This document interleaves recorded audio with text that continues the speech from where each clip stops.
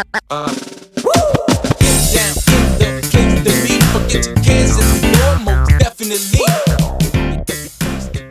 What goes on, guys? We're back here again with yet another review, and today we're going to be taking a look at something that I did not realize how big it was until I saw the box. We're going to be taking a look at the brand new McFarlane Toys Avatar, The Way of Waters, Skimwing, I can say that one, and Tonowari. That's what I'm going to be calling them.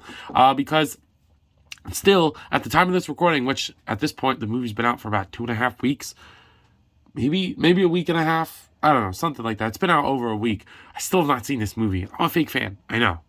But just time and New Year's and Christmas, it's just, I haven't gotten around to doing it yet. But I know I'm going to want these figures. I really like Avatar, and this is a gorgeous figure. Holy crap, this is amazing. But right off the bat, please excuse my voice. My nose is kind of stuffy right now. I had to work outside for a little bit, and I got a head cold from it. But we're going to push through it because toys, right? So taking a look at the packaging here. The packaging art for these figures is like gorgeous in my opinion.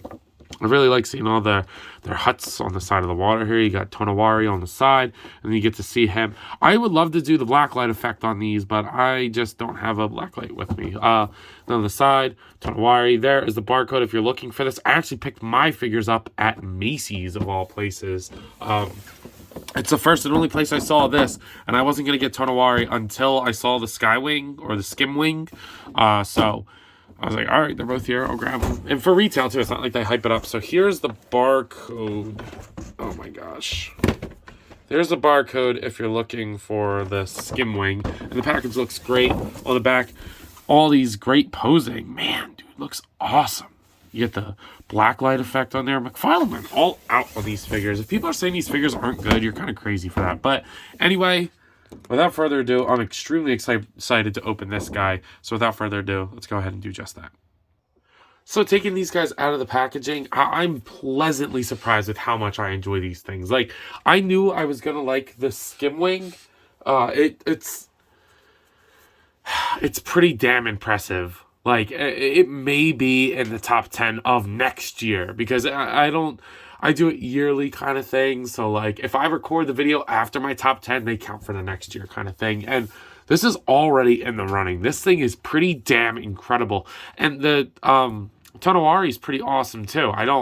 There's a lot of things that I didn't know were just part, I guess, of the character design that McFarlane incorporated really good into the figure, but man, I've had a ball playing with both of these. These are really, really awesome action figures, especially if you're a fan of, like, animals and evolution like I am. There's, like, a lot of little details that, you know, while I know McFarlane Toys didn't design the characters themselves, that, like, I really like about these guys. So, enough of me rambling about the toys. So why don't I start to go ahead and ramble about the toys? Let's go ahead and take a closer look. Starting off with Tonowari. Again, have not seen this movie yet, so I don't know anything about this character other than what I'm seeing right here. But if I had to take a guess, and what my headcanon is right now, is he's the chief of, like, this new tribe that they're meeting and, you know, whatnot. And he's, like, the leader, and he's, like, a Giga Chad, right? I don't know. But, you know, taking a look at that head sculpt here. Man, that is a good-looking head sculpt. I don't know what he looks like in the movie, so maybe it's, like, inaccurate as shit, but I really like it. I wish there was a little bit of paint in the hair, like maybe just like a little dry brush, but it's sculpted gorgeously. That is amazing, and obviously you get, like, the longer tail for that. And the tattoos on the face look great.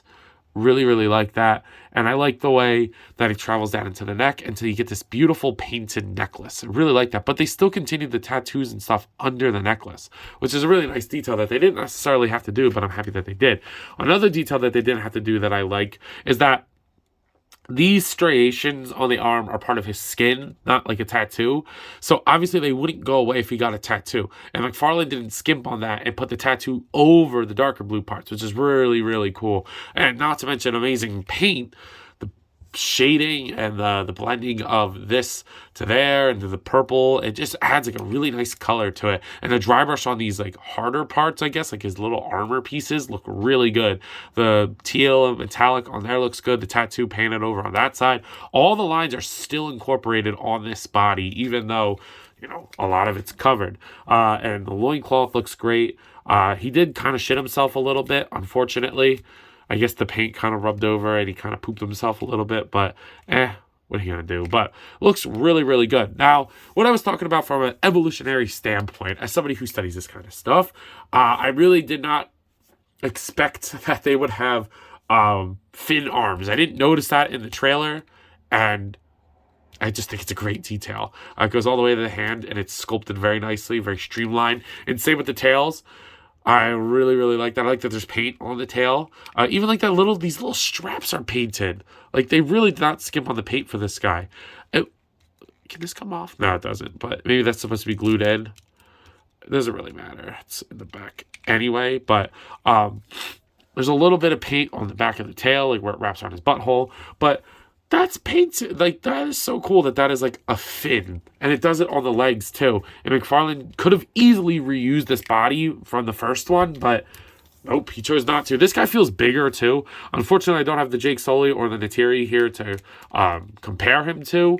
But dude, that is so sick. Like, they went the extra mile in the design of the movie of not just giving like webbed toes and feet on the feet and then like on the hands, but like giving like whole like paddles. Like, that's really cool. I really, really like that. But I just think that it cuts a nice silhouette.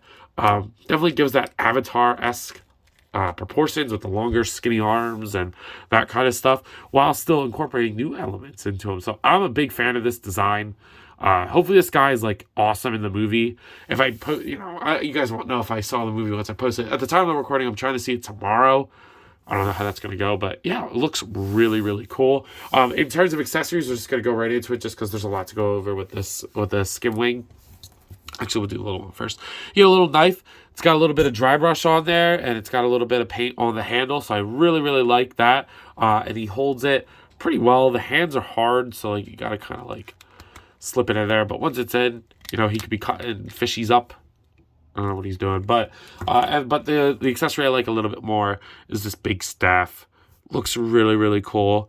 There's a dry brush on there. It looks really nice. Just a simple dry brush, guys. That's all you really need. It's got these glowing tips. I wonder if these glowing tips are significant in some regard.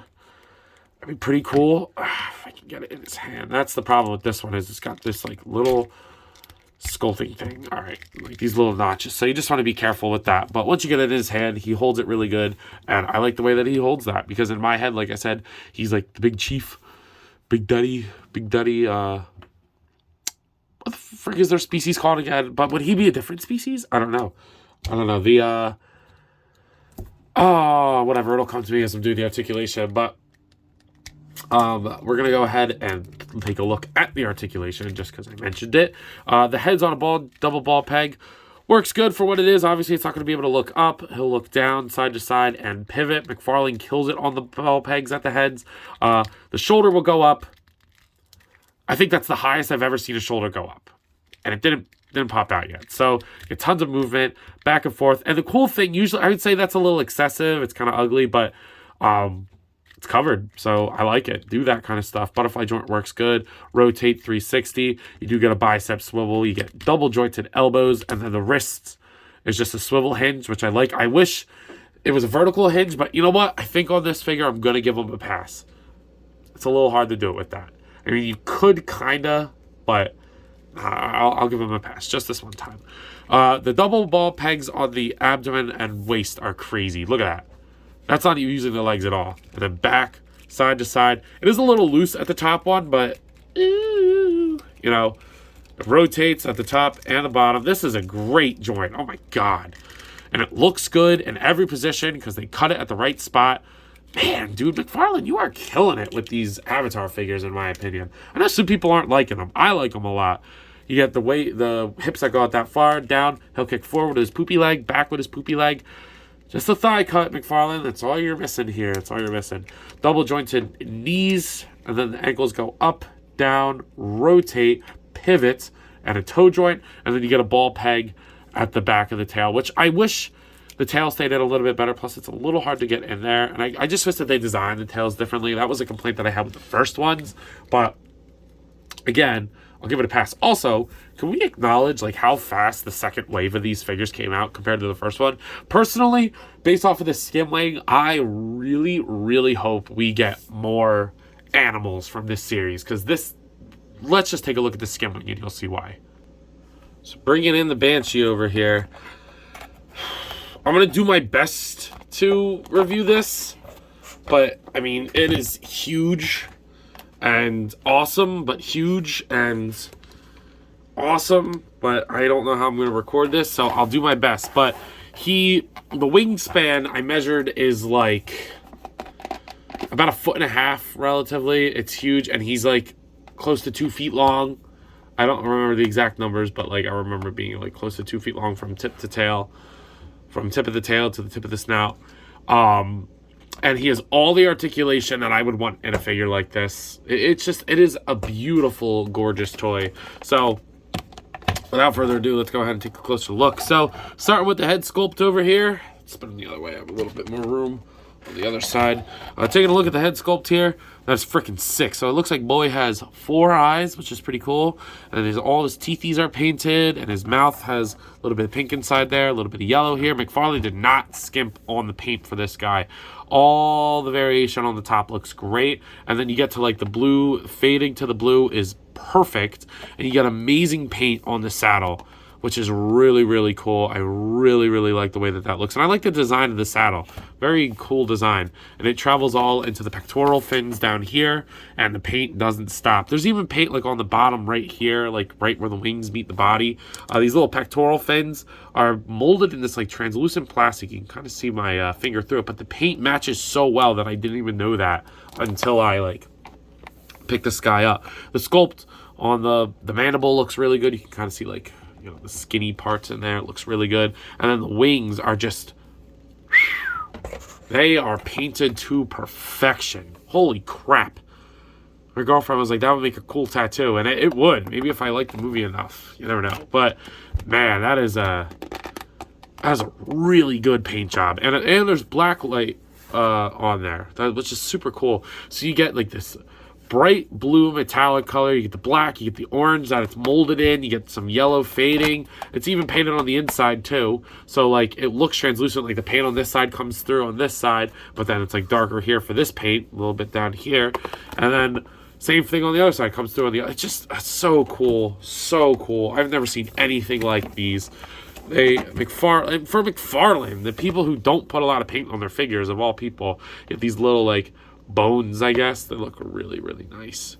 Wow, really, really cool. Sometimes I just get amazed by figures, and this is one of those times. If you couldn't tell, then you get the dorsal fin that goes all the way back here. All these little blue teal tips are painted, and you get a nice fading on the fin itself. We'll get to the tail in a second. You do get these nice little back fins here.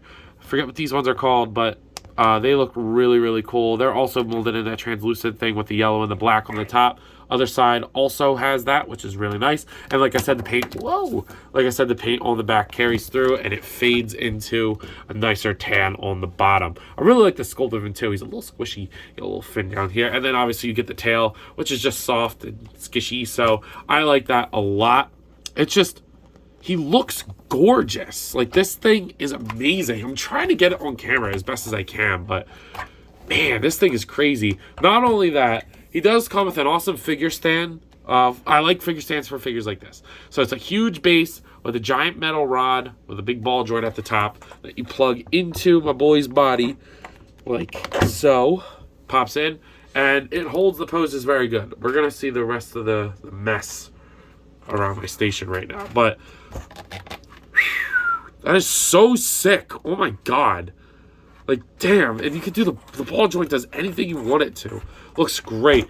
Talking about articulation here, let's go ahead and get into that here. The head itself doesn't move. I would have liked the ball joint on this, but I'm honestly okay with it. The jaw goes up and down. There's a ball joint on all the fins. So these two fins have a ball joint. They can rotate all the way around and move and this, that, and swivel. Then the big wings swivel. They have a hinge ball peg in there. So they can go all the way down. They can go pretty much as far up as you would want them to. They can rotate in and out. And they can kind of pivot back and forth a little bit. And they look great in every position. They're nice and tight on the ball joint, which is nice. Then you get this amazing ball joint that the figure plugs into out of the pack when you get it out of the package. It goes all the way down. You get like pretty much almost 90 on that. It could go up a little past horizontal. This is like neutral stance for it. And it can rotate too. That adds so much posability. I almost poke myself in the eye. You get a ball joint on these back fins back here. Really, really nice. It goes all the way up. It cut like a little bit at the top. Looks really nice. The other side does that as well. But to top it all off, you get a giant, awesome bendy wire in the middle there. That's about as far as it's going to go on each side, but was not expecting that. That's a really, really nice touch. So overall, I would say that this articulation is more than fair on a figure like this. I mean, a ball joint at the head would have been the icing on the cake, but just like the Banshee, I don't think they skimped on articulation at all for this guy. Pretty impressive overall. So unfortunately, I don't have the Zach Toys team here with me. I actually packed them up because I'm going home pretty soon, and I wanted to pack everything up before I had to leave. So the only figure I have for comparison here is the Avengers Endgame time suit Captain America. Don't ask why. But these obviously are more like a 5-inch scale, I guess, for the Avatar figures, but it works for me. They're taller than everybody else, and I'm okay with that. And these things are just amazing. So this is the best I got. I know their feet are cut off, but to see it with the figure, I mean, Cap could fit in his wing. He's about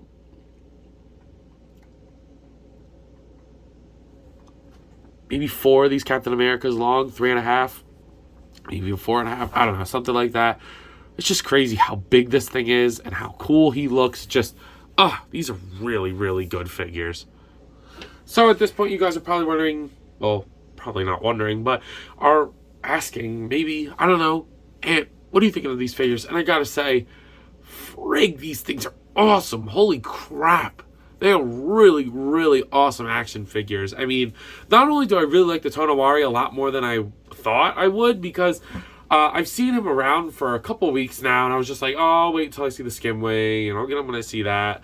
Because I want to review them together, and he won't look cool without them. But like, I'm kind of pissed that I waited this long to get them. But then on the other hand, I'm happy that I waited because the Skimwing is incredible. Holy crap, incredible. I really want to see more animals from this line. I hope we get like that wolf thing from the first one, and the big like rhino things from the first one. Because if they're doing them this much at $50, those things are totally possible. Totally possible. And obviously we need the horses. How do we not have the horse things? Oh man, the possibilities are somewhat endless, and I'm here for all of it. I do want to get the amp suit from this set too, because I want a couple of the amp sets, but I might as well wait until they repaint them a couple different times so I don't have to repaint them myself. But one day I'm going to have an amazing Avatar set, and it's because freaking McFarlane's killing it. I hope they keep the license for the next like 8 movies. So we keep getting all the new characters and the new animals and robots and stuff, and you can just build a giant world of Pandora, which is pretty awesome. So without further ado, I believe that's all I got for today. So at a price point of $25 and $50, so for $75, $80 if you want to round up with the tax, to get both of these amazing figures, I'm giving them an easy 10 out of 10. I know a lot of people aren't going to agree with me on that, but I really think that these are amazing action figures, and I'm very happy to own them in my collection. But not just me. Let me know what you guys think. So that's all I got for today. If you have not already, please be sure to like, comment, subscribe. Whoa! Also be sure to follow me on Instagram and TikTok. I post a lot over there, and I have a lot of fun. So I'm sure you will all too. But other than that, as always, let me know. You copping? See you guys next one. Peace.